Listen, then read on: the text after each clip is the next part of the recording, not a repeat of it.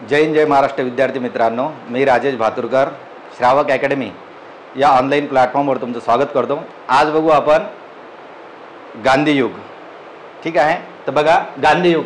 महात्मा गांधीजी यांचा जन्म सर्वांना माहीत आहे। 2 ऑक्टोबर 1869 पोरबंदर गुजरात या ठिकाणी झालेला आहे। त्यामध्ये त्यांचं टोपण नाव होतं कबा। काय होतं? कबा। टोपण नाव काय आहे? कबा। तर त्यांच्या वडिलांचं नाव आहे करमचंद गांधी। हे राजकोटमध्ये काय होते? दिवाण। त्याच्यानंतर त्यांच्या आईचं नाव आहे पुतळीबाई आणि पत्नीचं नाव काय आहे? कस्तुरबा। तर 9 जानेवारी 1915 ही जी तारीख आहे, 9 जानेवारी 1915ला महात्मा गांधीजी दक्षिण आफ्रिका नाताळ येथून कुठं आले होते? भारतमध्ये आले होते। म्हणून आपण काय म्हणतो त्यांना? भारतीय प्रवासी दिन। ठीक आहे, त्याच्यामध्ये त्यांना आणण्याचं महत्त्वाचं कार्य कोण केले? गोपाळकृष्ण गोखलेने दक्षिण आफ्रिकेतून महात्मा गांधीजींना आणण्याचा काय केला? आग्रह केला। 9 जानेवारी 1915ला आले ते। त्यावेळेसच घटना काय घडली की त्यावेळेस फेब्रुवारी महिन्यातच गोपाळकृष्ण गोखले यांचे काय झाले? निधन झाले। फिरोजशाह मेहता यांचं काय झालं? निधन झालं। त्यानंतर 1 ऑगस्ट 1920ला काय झालं? आपलं लोकमान्य टिळकांचं काय झालं? निधन झालं। म्हणजेच बघा, भारतातील दिग्गज नेते यांचे काय झाले होते? नुकताच काय झाले होते? निधन झाले होते। आणि भारताचं किंवा काँग्रेसचं नेतृत्व करणारी अशी शक्ती कोणती उरली नव्हती। मग त्यासाठी महात्मा गांधीजींनी काय केला? राजकारणात प्रवेश करण्याचा काय घेतला? निर्णय घेतला। जेव्हा महात्मा गांधीजींना गोपाळकृष्ण गोखले यांनी आग्रह केला भारतात येण्याचा, तेव्हापासून महात्मा गांधीजी गोपाळकृष्ण गोखलेंना काय म्हणतात? आपले गुरु। तर बघा, महात्मा गांधीजी गोपाळकृष्ण गोखलेला आपला गुरु मानतात। गोखले रानडेंना गुरु मानतात। रानडे केटी तेलंगणा गुरु मानतात। तर बघा, 9 जानेवारी 1915 गोपाळकृष्ण गोखले फेब्रुवारी महिन्यातच त्यांचा काय झाला? मृत्यू झाला। त्याच्यानंतर फिरोजशाह मेहतांचे काय झाले? निधन झाले। त्याच्यानंतर 1 ऑगस्ट 1920ला लोकमान्य टिळकांचं काय झालं? निधन झालं। तिन्ही व्यक्ती काय झाल्या? निधन पावल्या। भारतामध्ये असं नेतृत्व उरलं नव्हतं। मग महात्मा गांधीजी राजकारणात प्रवेश करण्याच्या अगोदर महात्मा गांधीजी काय पूर्ण भारतभर फिरले। मग पूर्ण भारतभर फिरल्यानंतर महात्मा गांधीजींना वाटलं की त्यांनी पाहिलं की खेड्यांकडे काय भारतीय ओरिजिनल संस्कृती आहे। खेड्यातील लोक धोती घालत होते ना, शर्ट वगैरे घालत होते, टोपी घालत होते आणि कोट वगैरे घालत नव्हते किंवा त्यांचं रहनसहन वेगळं होतं। महात्मा गांधी निर्णय घेतला की आपणही आपलं काय संस्कृती काय करू? बदलू, म्हणजे आपलं रहनसहन बदलू। तेव्हापासून ते धोती घालण्यास काय केली? त्यांनी सुरुवात केली। ठीक आहे, त्यानंतर आहे 13व्या वर्षी त्यांचं काय झालं? लग्न झालं। कोणासोबत? कस्तुरबा गांधी सोबत। आता बघा, 9 जानेवारी 1915ला जरी महात्मा गांधीजी भारतामध्ये आले, पण आले तर त्याच्या अगोदर गेले असतील ना, बरोबर आहे? तर 1887ला जेव्हा महात्मा गांधीजी काय झाले? 10वी परीक्षा उत्तीर्ण झाले, तेव्हा त्यांनी निर्णय घेतला बॅरिस्टर होण्याचा। तर बॅरिस्टर होण्यासाठी ते इंग्लंडला गेले। तर इंग्लंडला ते एस क्लाइड या बोटीने ते इंग्लंडला काय गेले? कशासाठी गेले हो? बॅरिस्टर होण्यासाठी। तर बघा, 1891 मध्ये ते काय झाले? बॅरिस्टर झाले। 1891ला काय झाले? बॅरिस्टर झाले। आणि परत भारतात येण्यासाठी मारिया कोया या बेटीने काय भारतात परत आले। ठीक आहे, त्याच्यानंतर बघा, जेव्हा ते भारतात आले तेव्हा पहिले ते राजकोट येथे त्यांनी काय केली? वकिलीला काय केली? सुरुवात केली। राजकोट येथे वकिली त्यांची व्यवस्थित सुरू होती। त्यानंतर त्यांनी निर्णय घेतला की मुंबई उच्च न्यायालयात काय करू? आपण वकिली करू। तिथं त्यांची प्रगती झाली नाही। नंतर त्यांनी त्याच उच्च न्यायालयामध्ये कागदपत्र न्याय करण्याचं काय केलं? कार्य सुरू केलं। त्याच्यानंतर आहे महत्त्वाची तारीख 1893। 1893ला गुजरात व्यापारी आहे दादा अब्दुल्ला हे गुजरातमधले काय होते? व्यापारी। त्यांचा एक खटला होता कुठं? दक्षिण आफ्रिकेशी संबंधित। तर त्यासाठी दादा अब्दुल्लांना मदतनीस म्हणून महात्मा गांधीजी त्यांच्यासोबत कुठे गेले? दक्षिण आफ्रिकेतील नाताळ येथे गेले। तिथं खटल्यासंबंधी त्यांनी काय कार्य आपलं पूर्ण केलं। तिथं त्यांनी राहत असताना पाहिलं की भारतीय वंशाच्या लोकांवर काय होत आहे? अन्याय अत्याचार होत आहे, त्यांचं शोषण होत आहे। म्हणून महात्मा गांधीजींना दक्षिण आफ्रिकेत नाताळ येथेच राहण्याचा काय केला? निर्णय घेतला आणि त्यांचे प्रश्न सोडवण्याचा काय केला? निर्णय घेतला। तर बघा पुढे तिथं त्यांनी नाताळ इंडियन काँग्रेसची काय केली? स्थापना केली। त्याच्यानंतर 1904 सर्वात IMP 1904 इथं फिनिक्स आश्रमाची काय केली? त्यांनी स्थापना केली।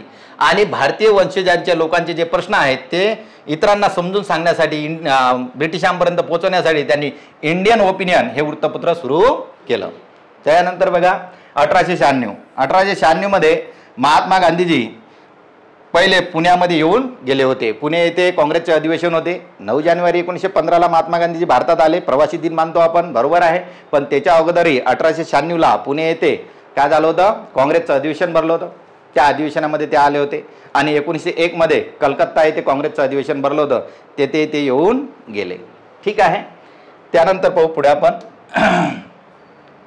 1916ला गुजरातमधील नदी कोणती हो, साबरमती नदी. साबरमती नदीच्या काठी त्यांनी साबरमती आश्रमाची काय केली, स्थापना केली 1916. त्याच्यानंतर 1914ला त्यांनी दक्षिण आफ्रिकेत एक सत्याग्रह केला होता. तो त्यांचा काय झाला होता, पहिला सत्याग्रह म्हणून ओळखला जातो 1914. भारतीय वंशजांच्या लोकांचा प्रश्न सोडवण्यासाठी 1914ला दक्षिण आफ्रिकेमध्ये नाताळ येथे त्यांनी पहिला काय केला होता, सत्याग्रह केला होता. तो त्यांचा दक्षिण आफ्रिकेतील पहिला सत्याग्रह आहे. त्याच्यानंतर आहे महत्वाची तारीख, चंपारण्य सत्याग्रह. बघा, चंपारण्य सत्याग्रह 1917. चंपारण्य सत्याग्रह आहे की बिहार प्रांतातील जे चंपारण्य गाव आहे तिथं ब्रिटिशांनी आणि कामगारांनी त्यांना नीळ उत्पादनासाठी काय केली होती, सक्ती केली होती. आता नीळ उत्पन्नासाठी सक्ती केली होती, तर नीळ उत्पादनासाठीच का सक्ती केली होती, कारण निळीसह काय डिमांड कुठं होती, युरोप खंडात होती. बरोबर आहे. तर आता बघू आपण थोडं त्याच्याबद्दल. युरोप खंडात, हा युरोप खंड आहे. तर युरोप खंडामध्ये निळीचं मसाल्याचं उत्पादन याच्यासाठी काय होती, फार डिमांड होती युरोप खंडामध्ये. आणि त्याचं उत्पादन कुठं होत होतं, आशिया खंडामध्ये होत होतं. बरोबर आहे. तर युरोप खंडामध्ये भूमार्ग होता. युरोप खंडातून आशिया खंडात जाण्यासाठी जो भूमार्ग आहे, त्या भूमार्गावर एक शहर आहे कॅन्स्टॅन्टिनोपल. ते शहर कोण जिंकलं होतं, तुर्कांनी जिंकलं. आणि युरोपचा रस्ता काय केला होता, बंद केला होता. युरोपचा रस्ता काय केला, बंद केला. कोणता, भूमार्ग. मग मोठा प्रश्न निर्माण झाला युरोप खंडातील देशांकडे की आशिया खंडात जायचं कसं.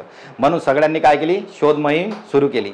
त्यातला पहिला आहे पोर्तुगीज, जो 1487 मध्ये बार्तोलो डायस, त्याने अटलांटिक महासागरातून आपला प्रवास सुरू केला आणि केप ऑफ गुड होप याला वळसा घालून तो मोंबासा या देशाच्या ठिकाणी आला आणि इथून जलमार्गाने तो कुठं पोहोचला, आशिया खंडात. हा पहिला युरोपियन झाला की तो आशिया खंडामध्ये जलमार्गे आला.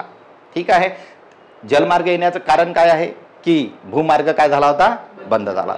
याच्यानंतर भरपूर पोर्तुगीज आले, नाही का, भरपूर युरोपियन आले, नाही. अमेरिको व्हेस्पुसी आला, जो ज्या बेटावर थांबला तर त्याला वाटलं हेच काय आहे की त्याच्या नाव तो तिथं थांबला, तर त्याला वाटलं हाच आशिया खंड आहे. नाही, पण तो आशिया खंड नव्हता. तर त्यानं त्या खंडाचं नाव काय दिलं, त्याचं नाव अमेरिको व्हेस्पुसी होते, त्यानं अमेरिका खंड देऊन टाकलं, नाही का. असे खंडाचे नाव पडत गेले. तर आपला प्रश्न आहे, म्हणजे आपला मुद्दा आहे चंपारण्य सत्याग्रह. चंपारण्य सत्याग्रह, पहिला पॉईंट बघा चंपारण्य सत्याग्रहाचा, की बिहार प्रांतातील चंपारण्य या गावी शेतकऱ्यांना कशी सक्ती करण्यात आली, नीळ उत्पादन करण्यासाठी. त्यानंतर मसाले उत्पादन करण्यासाठी. त्याच्या मनानुसार ते पिकं घेण्यास त्यांना काय सवलत नव्हती. त्याच्यानंतर बघा, नीळ उत्पादन करण्यासाठी सक्ती होती. त्याच्यामध्ये दुसरा पॉईंट, दुष्काळ पडला होता, त्यांचा शेतसारा वाढवला होता. शेतकऱ्यांची काय झाली होती, दयनीय अवस्था झाली होती. शेतकऱ्यांच्या दयनीय अवस्थेचे वर्णन सर्वात IMP प्रेम कुमार शुक्ला या शेतकऱ्यांनी कोणाला सांगितलं, महात्मा गांधीजींना सांगितलं. महात्मा गांधीजींना काय ठरवलं की तिथं जाऊन आपण काय करू, सत्याग्रह करू. तर महात्मा गांधीजींनी चंपारण येथे सत्याग्रह करण्याचा काय घेतला होता, निर्णय घेतला. पण ब्रिटिशांनी काय केलं, महात्मा गांधीच्या येण्यास काय केला, प्रतिबंध केला. त्यांना तडीपार केलं, येऊ नका. पण महात्मा गांधीजींनी तो त्यांचा निर्णय, म्हणजे त्यांचा जो काही आदेश, तो खटला मोडीत काढत काय केलं, त्यांनी त्या प्रांतामध्ये प्रवेश केला.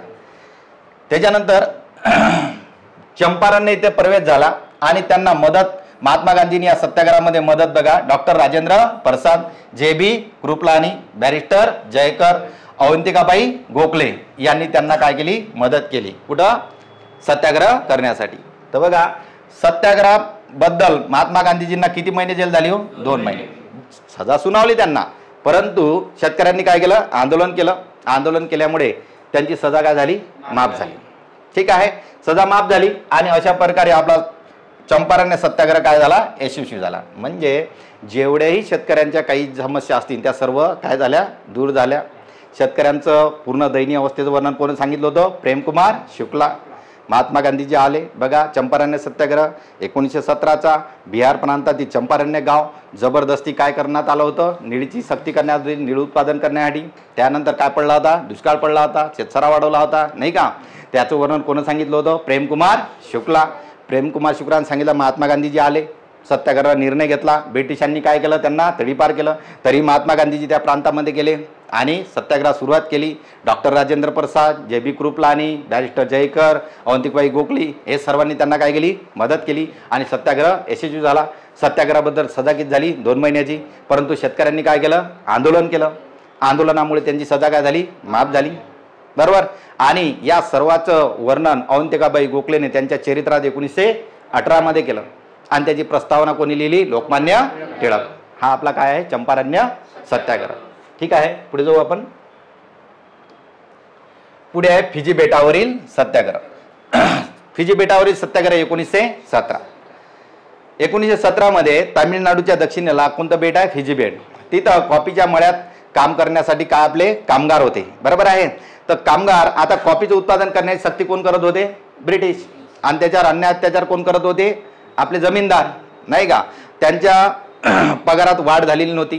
त्याच्यानंतर त्यांच्या पगारात वाढ झाली नव्हती, त्यांच्या जाचं गटी लादल्या होत्या. त्याच्यामुळे इथचा कामगार काय झाला होता, त्रस्त झाला होता. ही माहिती कोणाला भेटली, महात्मा गांधीजी. महात्मा गांधीजी फिजी बेटावर गेले, तिथं सत्याग्रह केला आणि त्यांच्या समस्या काय केल्या, पूर्ण यशस्वीपणे पार पाडल्या, म्हणजे पूर्ण केल्या. बरोबर आहे. फिजी बेट सत्याग्रह 1917. ठीक आहे, पुढचा पॉईंट बघू आपण. अहमदाबाद कामगार लढा 1918. बघा, अहमदाबादमध्ये टेक्स्टाईल कंपनीमध्ये होती. त्या कंपनीमध्ये कामगार काय करत होते, काम करत होते. तर सर्वात महत्त्वाचं तिथं काय आली होती, मग प्लेगची साथ आली होती. प्लेगची साथ आली तर हजारो लाखो लोक एकाच वेळेस मरत होते. बरोबर आहे. प्लेगची साथ आली होती. तिथं त्यांना आरोग्यविषयक सुविधा ज्या ब्रिटिशांनी द्यायला पाहिजेत त्या दिल्या नव्हत्या. त्याच्यानंतर त्यांना भत्ते दिले नव्हते. त्यांनी जेवढी आश्वासने दिली होती ब्रिटिशांनी ते पाळलेली नव्हती. त्याच्यामुळे तिथचा कामगार काय झाला होता, नाराज झाला होता. त्याच्यामुळे कामगार कसा त्रस्त होऊन गेला होता. महात्मा गांधीजींनी तिथं काय करण्याचा निर्णय घेतला, सत्याग्रह करण्याचा निर्णय घेतला. महात्मा गांधीजी गेले, तिची परिस्थिती पाहून घेतली. प्लेगची साथ आहे, यांना आरोग्यविषयक सुविधा नाही आहे. बरोबर आहे का. त्यांच्या भत्ते वाढ झाली नाही आहे. मग त्यांनी 21 दिवस तिथं आमरण काय केलं, उपोषण केलं. आमरण उपोषणाला ब्रिटिश काय घाबरले, कारण 21 दिवस महात्मा गांधीजी ना खाणं ना पिणं. बरोबर आहे. त्याच्यामुळे जर महात्मा गांधीजींना काय बरं वाईट झालं तर आपली सत्ता उलटू शकते असं ब्रिटिशांना काय वाटलं. म्हणून त्यांनी सर्व त्यांच्या मागण्या पूर्ण केल्या आणि 35% पगार त्यांचा वाढवण्यात आला. कोणाचा, कामगारांचा. हा एकदम यशस्वी आपला असहकाराचा पहिला सत्याग्रह आहे.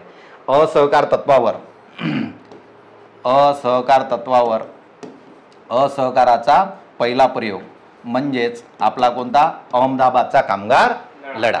किती पगार वाढला, किती हो, 35%. ठीक आहे. ठीक आहे, इथं आपण थांबू.